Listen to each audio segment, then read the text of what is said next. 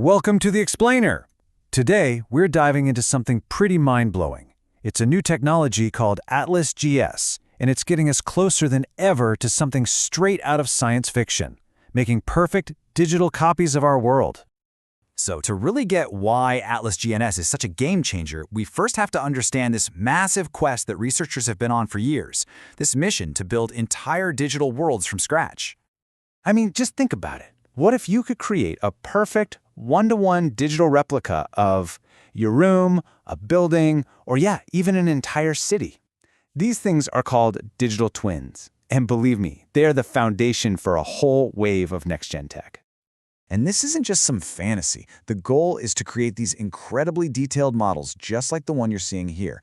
I'm talking about models that would let robots navigate our world flawlessly, build augmented reality that feels totally real, and of course lay the groundwork for the metaverse. But there's a huge catch. Actually making these copies accurate has been incredibly difficult. So what's the big roadblock? Why has making these perfect digital twins been so ridiculously hard? Okay, here is a perfect example of the problem. On the left, you've got a photo of a normal room. On the right, that's a 3D scan using a pretty recent top-of-the-line method. And it's a mess, a total distorted mess. The surfaces are all bumpy, the geometry is broken, there are holes everywhere. It honestly looks less like a digital copy and more like a melted wax museum. And the heart of the problem, the reason for this digital meltdown, is large blank surfaces. You know, plain walls, floors, ceilings. Old-school 3D scanning methods they can't handle them. When there are no interesting details to lock onto, they just get lost, and you end up with that bumpy, warped geometry we just saw. These surfaces are basically the kryptonite of 3D reconstruction. But now, to solve this exact problem, a team of researchers has come up with something completely new. It's called AtlasGS. So AtlasGS is a totally new way of thinking about 3D reconstruction. It finally cracks the code on those impossible blank surfaces. It gives you models that are not only smooth and complete, but also somehow manage to keep all the tiny little details. It's a huge leap forward, and it does it by combining two really smart ideas. Right, so how in the world does AtlasGS conquer those surfaces that just stump everything else? Well, it all comes down to this really clever mix of cutting-edge AI and, honestly, just good old-fashioned common sense.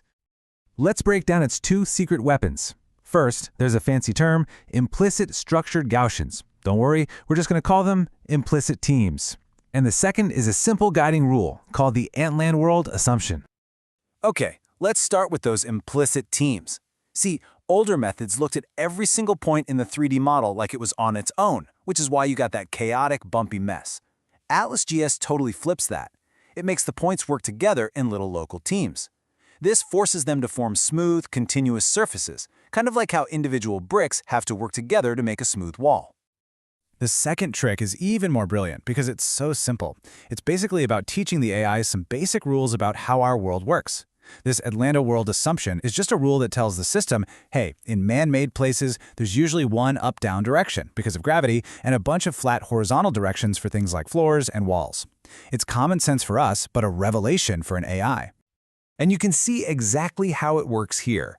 On the left, you've got the photo. On the right, you can see the AI using that simple rule to identify the main structures.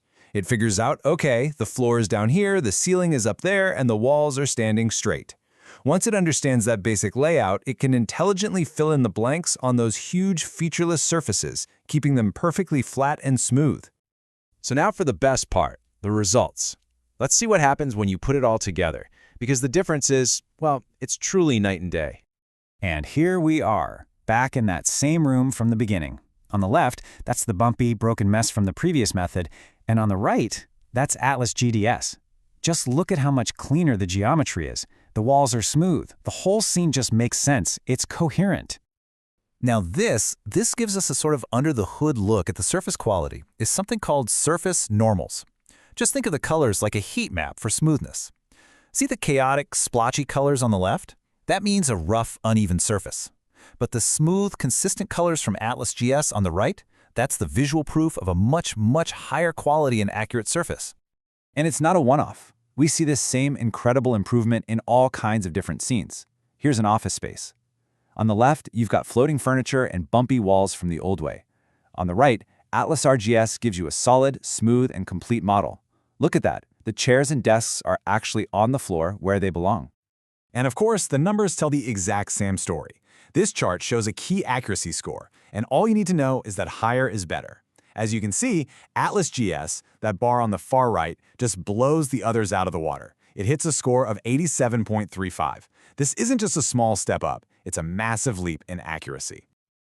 The researchers who created it, they really say it best.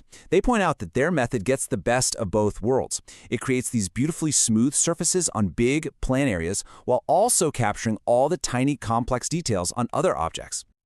So what's the big picture here? Why does this all matter? Well, a breakthrough like this has huge real-world consequences.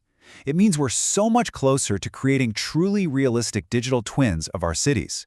It means robots can finally get much better at seeing and moving around in our world. It opens the door to AR and VR that are way more immersive, and it lets us create amazing, high-quality models for everything from movies to digitally preserving historic sites. In the end, AtlasGS is really more than just a cool new technology. It is a massive step towards a future where that line between the physical world we live in and the digital worlds we create gets blurrier and blurrier. The question really isn't if these worlds are going to merge anymore, but how. And as that line keeps fading, are we ready for what comes next?